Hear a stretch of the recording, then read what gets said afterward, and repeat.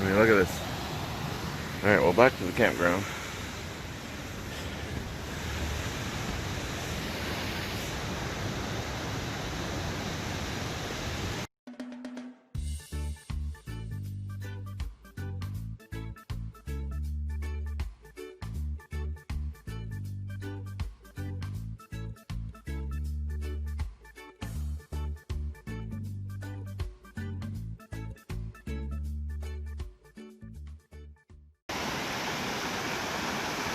This is Denny Creek,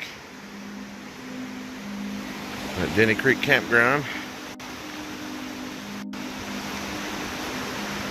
There are a few sites on the creek, but they don't have electric. If you want electric, which is 30 amp, no water hookup, no sewer hookup, it's they're not on the creek. For this year, it was $10, $20, $22 for non-electric, $26 with electric, or half off if you have the Interagency National Park Pass.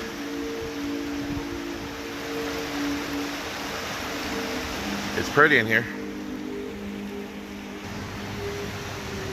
For instance, this is a site along the creek. It's a back end. Not terribly long though. This place is definitely not large rig friendly. Do have these mushrooms all over the place. That was pretty cool looking. Franklin Falls Trail goes along the creek here. Now we did take that up to the falls. It's pretty. It's well worth the mile and a quarter, mile and a half, depending on where you start.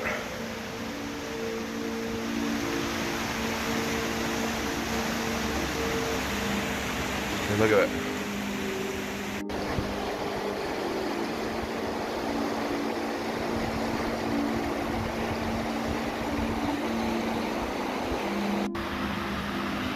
Pretty creek. You're right on it. Definitely a campground I would recommend. You can see the creek behind me.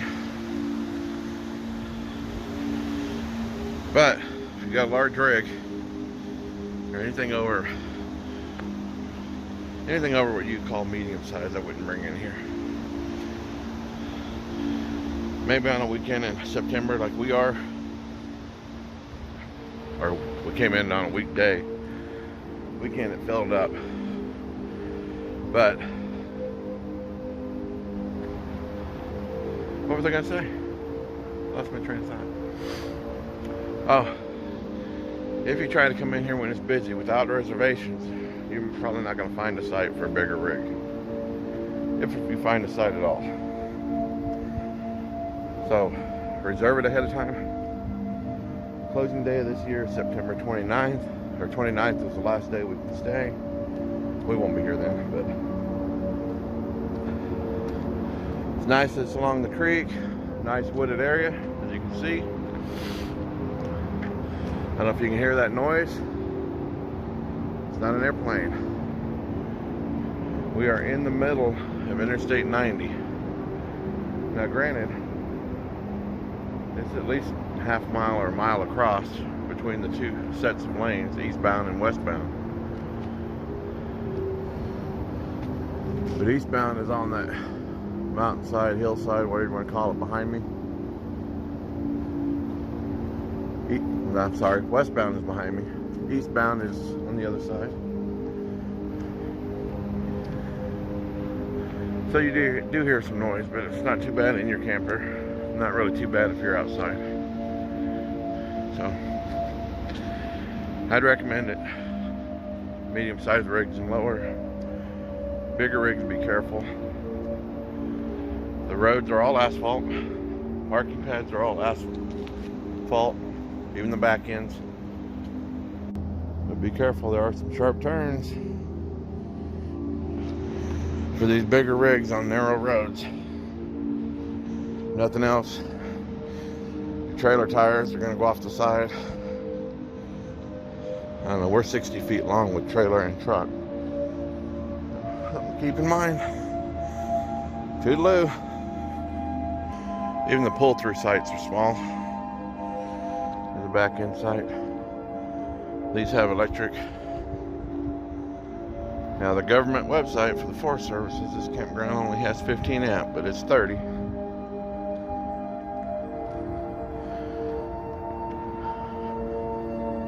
We are in site 4. And we're off the road trying to park. But they haven't said nothing, so.